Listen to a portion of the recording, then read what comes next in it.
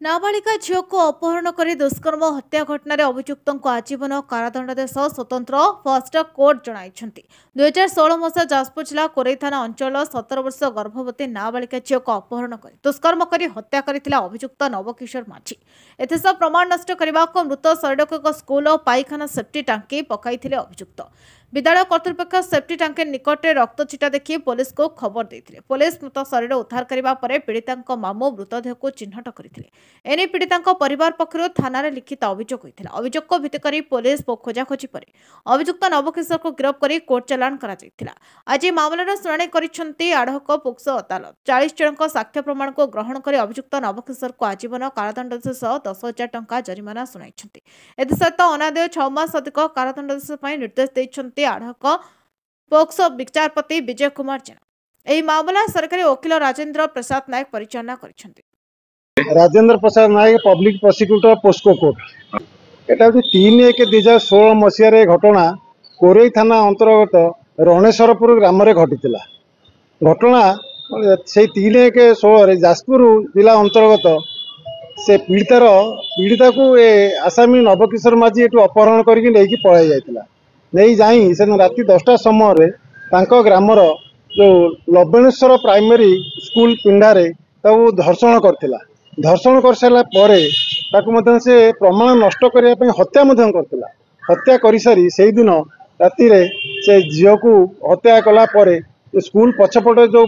Safety टांकी थिला पायखानार से सेफ्टी टांकी कभर को बाहर करी मृतदेह को भर बेकू काटिकी गड़े पकई कभर टांकी पूरा कभर कर देता कि से पाखापाखि 5% जगह रक्त सब छिटिका पड़ता ता परदिन तो स्कूल खोलिला पिला माने आसिले पिला माने देखिले रक्त सब पड़ी एवं शिक्षक को तुरंत जाई जनला पर शिक्षक ए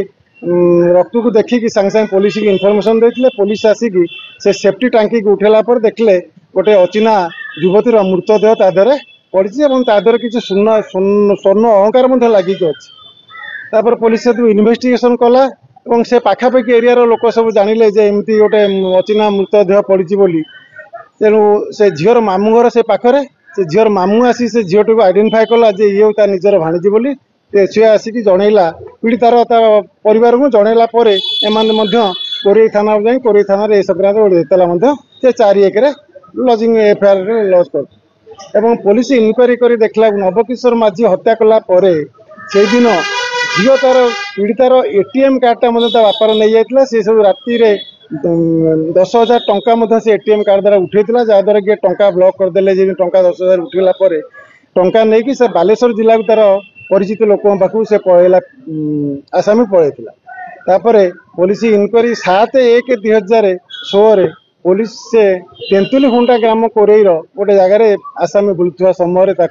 गिरफ करथिला एही उक्त केस रे 40 जन साक्षी प्रदान कर 40 जन साक्षी बयान को आधार करी आज पोस्को जज विजय कुमार जेना दुष्कर्म आउ हत्या अभियोग आजीवन कारादंड दंडित कले 10,000 टंका जोरिमाना कले अनादेय 6 मास व्यासनगर प्रदेन कुमार बोईताई नायवती टीवी।